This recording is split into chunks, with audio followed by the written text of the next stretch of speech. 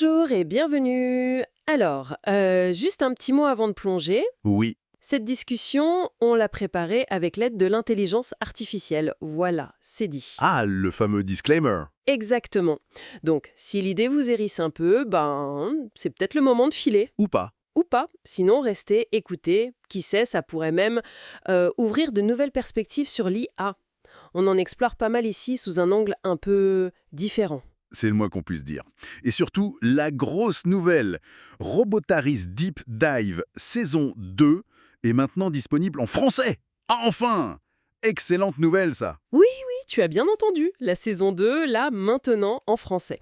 Bon, alors, aujourd'hui, on attaque du lourd, on a mis la main sur des notes assez fascinantes. Ah oui. Sur quoi? Sur la gestion des tensions, et même des trahisons potentielles entre joueurs dans un jeu de rôle. Mais imagine un peu le tableau. Je t'écoute. Un univers avec une autorité omniprésente, le Conseil des gouvernances unifiées, le CGU, tu sais, Le fameux CGU, oui. Toujours dans les parages. et des êtres artificiels, les robotaris, ces entités qui coexistent ou servent dans ce monde un peu tendu. Ok, je vois le décor. Ambiance sympa. Voilà. Et la question centrale des notes, c'est comment on fait pour que la paranoïa ambiante, les dénonciations possibles, bref, toute cette joyeuse ambiance, servent l'histoire plutôt que de faire exploser le groupe de joueurs à la première occasion. Exactement. Comment transformer ce potentiel chaos en carburant narratif? C'est ça qu'on va décortiquer ensemble. Prêt? Genre d'ambiance. Transformer le conflit en quelque chose de productif pour l'histoire, c'est tout un art. Et ces notes, justement, elles proposent quoi? Des pistes concrètes. Ah oui, des pistes vraiment malignes, je trouve. Des mécaniques de jeu, des approches pour le meneur, c'est assez bien pensé. Bon, alors, allons-y. Par quoi ça commence d'après ces fameuses notes? La base de la base, j'imagine. Bah oui, poser les fondations, quoi. La communication avant tout. C'est-à-dire? Discuter clairement des limites de chacun. Les fameux lines reveals. Ce qu'on ne veut absolument pas voir en jeu et ce qu'on accepte mais avec des pincettes, tu vois. Ok. La sécurité émotionnelle, la base, logique. Quoi d'autre? L'idée de jouer pour perdre. C'est une notion importante dans certains styles de jeu. Accepter que ton personnage ne va pas forcément gagner au sens traditionnel, mais que les complications, les échecs même, font avancer l'histoire. Précisément, accueillir les emmerdes, en gros. Parce que c'est ça qui crée du drame intéressant. Comme dans la vie, quoi. Enfin. Presque. Oui, on pourrait dire ça. Et le point crucial, évidemment, toujours séparer le personnage du joueur. Ce qui se passe en jeu reste en jeu. Ça paraît évident, mais c'est si facile de l'oublier quand la tension monte. Totalement. C'est pour ça que le rappeler avant, pendant, après, c'est jamais de trop. Et les notes suggèrent aussi un truc sur les liens entre personnages, non? Dès le début. Oui, tout à fait. Créer des liens initiaux, même s'ils sont conflictuels. Voire surtout s'ils sont conflictuels. Genre une vieille dette entre deux persos, ou une méfiance historique. Exactement. Une rivalité, un secret partagé mais embarrassant. Peu importe, mais quelque chose qui crée déjà une dynamique, une tension latente. De quoi semer les graines de futurs drames, comme tu disais. D'accord, donc on pose un cadre sain, on établit des liens, et ensuite le jeu peut commencer. Voilà. Et c'est là que les mécaniques de jeu spécifiques entrent en scène. Les notes citent les systèmes Powered by the Apocalypse, les PBTA. Ah oui, je connais un peu. Très axé sur la narration, ces systèmes, non? Tout à fait. Leur force, c'est les moves, des actions spécifiques que les joueurs peuvent déclencher et qui ont des conséquences claires définies par le système, souvent sur un jet de dés. Et ça aide à gérer les tensions. Énormément, parce que ça encadre les actions potentiellement explosives. Ça donne un cadre, des résultats possibles, ça évite l'arbitraire total ou les disputes hors jeu sur ce qui devrait se passer. Donne-moi un exemple concret tiré des notes. Un move qui gère la tension interpersonnelle. Alors, il y a le move mettre la pression sur un allié. Hmm. Le nom est assez explicite. Ah ouais. Le bon vieux chantage entre amis.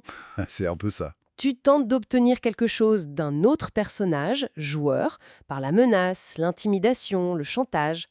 Tu décris comment tu fais et tu lances les dés. Ok. Et alors? Qu'est-ce qui se passe? Sur un 10 ou plus, succès. Il ou elle cède, tu obtiens ce que tu voulais. Mais il y a toujours un mais. Ah, sinon c'est pas drôle. Exact. Le move précise que l'autre personnage t'en voudra ou te devra une faveur en retour. Ou la relation prend un coup, quoi. C'est pas gratuit. Logique. Et sur un résultat moyen, genre 7 à 9. Là, c'est un succès mitigé. Il cède aussi, mais avec un coût immédiat ou une complication. Par exemple, il accepte, mais en révélant publiquement un de tes secrets pour se couvrir. Ou alors, il exige une contrepartie énorme et immédiate, où l'action attire l'attention du CGU. Ah, le CGU n'est jamais loin, hein. Jamais. Et sur un 6 ou moins, c'est l'échec. Et là, j'imagine que ça se passe mal. Très mal. Non seulement tu n'obtiens rien, mais la situation dégénère. L'autre peut refuser net, se sentir provoqué, la confrontation peut devenir physique. Ou pire, Pire. il peut décider de te dénoncer au CGU pour tentative de chantage. Fin de l'amitié, bonjour les problèmes. Ouch. Chaud. Mais c'est vrai que ça structure vachement l'interaction. Ça donne des conséquences claires et narratives. C'est tout l'intérêt. Ça transforme une simple dispute potentielle en un moment de jeu avec des enjeux définis par les règles. La pression révèle les failles et les opportunités de drame. Et donc, le CGU, ce fameux Conseil des gouvernances unifiées, les notes le présentent vraiment comme un acteur clé pour pourrir l'ambiance. Ah ah, pourrir l'ambiance de manière productive pour l'histoire, oui. C'est un outil formidable pour le meneur de jeu. Comment ça? Il intervient directement? Oui, les notes suggèrent de l'utiliser activement, pas juste comme une menace abstraite. Par exemple, le MJ peut contacter secrètement un joueur. En douce, genre un message privé. Exactement. Pour lui proposer un marché. Donne-nous des infos sur les activités suspectes de tes camarades et on ferme les yeux sur ta petite infraction de la semaine dernière. Le dilemme classique. La loyauté contre l'intérêt personnel. Tout à fait. Ou alors, une menace collective. Le CJU fait pression sur tout le groupe pour une faute commise, mais laisse entendre qu'une petite dénonciation bien placée pourrait alléger la peine pour les autres. Ah, le CGU, champion de la cohésion d'équipe, version dystopique. Ah ah, oui, on peut dire ça comme ça. Ils ont le chic pour resserrer les liens, à leur manière, À coup de dénonciation, c'est ça? entre autres. C'est tout un art. Et d'ailleurs, il y a un move spécifique pour ça aussi dans les notes. Pour la dénonciation, carrément. Carrément. Le move, dénoncer quelqu'un au CGU, quand tu décides de balancer une de tes amies. J'adore. Alors, qu'est-ce qu'il dit, ce move? J'imagine que c'est pas sans risque non plus, hein. Ah non, loin de là. Sur 10+, ça marche. Ta dénonciation est efficace, le CGE agit et tu obtiens un avantage, une récompense, une faveur, l'élimination d'un rival. Mais, détail important, la cible, si elle s'en sort, saura que ça vient de toi. Aïe. Retour de bâton potentiel. Garantie même. Sur 7-9, c'est flou. La dénonciation passe, mais elle est mal interprétée ou incomplète. Ça peut créer des problèmes inattendus ou même attirer l'attention du CGU sur toi, le dénonciateur. Pourquoi en sait-il autant? Ah oui, l'arroseur arrosé. Et sur 6? Échec critique.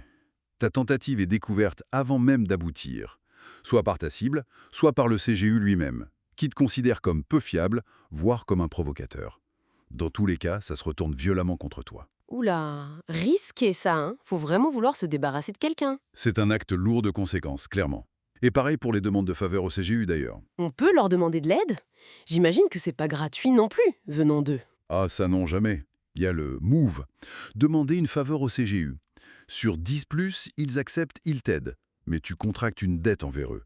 Une dette qu'ils te rappelleront. Ah, au pire moment possible, j'imagine. Évidemment, c'est la règle. Sur 7-9, la faveur est accordée. Mais elle est partielle, ou elle a un coût immédiat très élevé, ou elle vient avec des conditions très contraignantes. Du genre, on vous aide, mais maintenant, vous travaillez pour nous. Par exemple, ou on vous donne l'info, mais vous devez nous livrer un tel. Et sur 6, non seulement ils refusent, mais ta demande est vue comme suspecte, voire comme une insolence. Ça peut te mettre dans leur collimataire. Ok, donc chaque interaction avec le CGU est un pacte avec le diable. En gros, jamais anodin. C'est exactement ça. C'est un pacte dangereux, jamais gratuit. Ça crée des dilemmes moraux et stratégiques constants pour les joueurs. Passionnant. Et on arrive au point qui m'a le plus intrigué dans le résumé des notes. Cette histoire d'attention marquée du CGU. Ah oui, ça c'est la cerise sur le gâteau de la paranoïa. Quand un personnage attire la suspicion du conseil, souvent après un échec critique ou une action un peu trop visible, l'info clé, c'est que cette attention marquée, Et caché aux autres joueurs. Seul le joueur concerné et le MJ sont au courant. et c'est ça, le moteur de la paranoïa interne au groupe. Totalement. C'est fondamental. Le meneur de jeu gère ça en secret. Il notifie le joueur en privé. Ok, suite à ton échec sur le piratage du réseau du CGU, tu as maintenant leur attention marquée. Et ça veut dire quoi concrètement pour le joueur? Le MJ discute avec lui, toujours en privé, des conséquences spécifiques. Ça peut être une surveillance accrue, un agent du CGU qui lui colle au basque, des accès qui lui sont soudainement refusés. Des choses qui vont compliquer sa vie. Ok. Et en jeu, comment ça se manifeste pour les autres joueurs, ceux qui ne savent rien? Par des indices subtils. Le personnage marqué commence à agir bizarrement pour échapper à la surveillance. Il devient nerveux, il prend des détours, il évite certains lieux. Ah, je vois. Les autres voient juste un comportement étrange, des cachotteries. Exactement. Ils voient les effets de l'attention marquée, mais ils n'en connaissent pas la cause. Un PNG contact habituel devient soudain froid et distant avec le personnage marqué.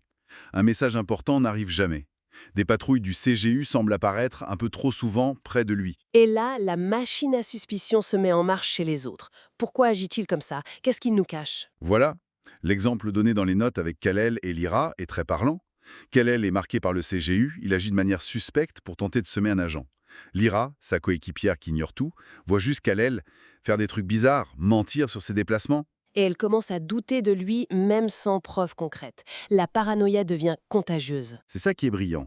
La paranoïa n'est pas juste décrétée par le MJ. Elle naît organiquement des actions et des perceptions des joueurs en jeu, à cause de cette asymétrie d'information. Le petit secret qui rend tout plus piquant. Ah, exactement. Et le choix de Kael devient crucial. Est-ce qu'il révèle sa situation à Lyra pour regagner sa confiance, au risque que l'info fuite, ou est-ce qu'il continue de cacher son secret, au risque de briser leur relation?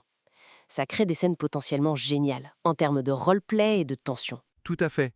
Ça transforme la méfiance en un élément de jeu, actif et interne au groupe, plutôt qu'un simple problème externe ou une dispute hors jeu. Ok, c'est vraiment malin comme mécanique. Donc, si on devait résumer les outils clés que ces notes proposent pour gérer ces dynamiques explosives de tension et de trahison en jeu, alors je dirais, primo, des règles claires et structurantes, comme les moves PBTA, pour encadrer les actions tendues et conflictuelles. Ça donne un cadre et des conséquences narratives.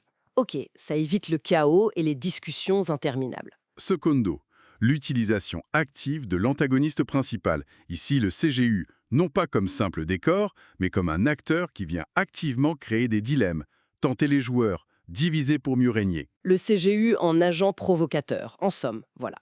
Et tertio, l'élément peut-être le plus crucial pour la paranoïa interne, l'information cachée et asymétrique.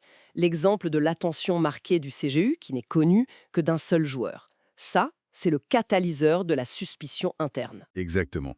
Ça nourrit la paranoïa de manière immersive, de l'intérieur du groupe de personnages, en se basant sur leur perception et interprétation. Et tout ça, bien sûr, en n'oubliant jamais la communication avant de jouer. La fameuse session zéro pour définir les attentes, les limites et s'assurer que tout le monde est d'accord pour jouer ce type de jeu potentiellement intense. Indispensable. Le but est de créer du drame et de la tension dans l'histoire, pour le plaisir du jeu, pas de créer des disputes ou des malaises entre les amis autour de la table. C'est ça. Trouver l'équilibre pour que la méfiance soit un outil narratif excitant, pas une source de conflit réel. Même si, à vous, un peu de paranoïa bien placée, ça rapproche, non? Ah, ça peut, ou ça peut faire exploser les choses de manière spectaculaire, ce qui est aussi une forme de rapprochement narratif. Bien vu. Bon, voilà pour cette exploration en profondeur des mécanismes de la paranoïa et de la trahison. Appliquée au jeu de rôle, grâce à ces notes, c'était dense, hein? Passionnant en tout cas. Ça donne des idées. Carrément. Et ça laisse songeur, je trouve. Au-delà du jeu, cette réflexion sur la dynamique de groupe, dans nos vies, nos projets pro, nos équipes. Tu penses à quoi? À quel point des pressions externes, un peu comme le CGU, ou des informations que certains détiennent et d'autres ignorent, même sans mauvaise intention, Hmm. Peuvent façonner nos relations, créer des tensions invisibles, des suspicions, des malentendus. Exactement. Comment ces non-dits, ces asymétries d'informations peuvent miner la confiance ou biaiser nos perceptions des autres? C'est une petite pensée à méditer peut-être. Une réflexion intéressante en effet. La fiction qui éclaire le réel. Cette analyse avec nous. Merci et à bientôt.